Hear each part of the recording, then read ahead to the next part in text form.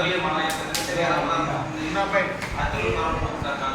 సూర్యోదయం కాగానే మనం అన్ని పనులు కూడా చేసుకున్నాం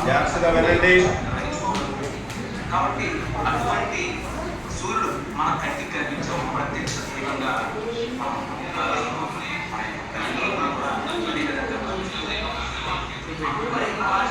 సూర్యుడు యొక్క ఆరోగ్యం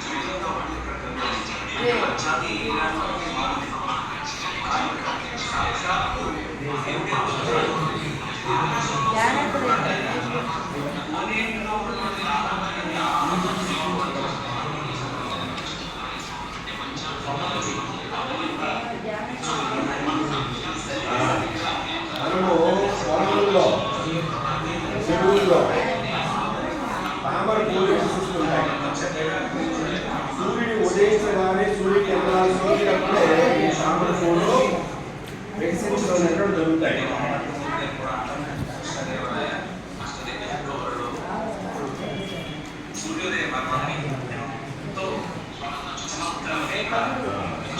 చరిత్రలో రామరాజ భోసనుడు అనే కవి సూర్యోదయం చాలా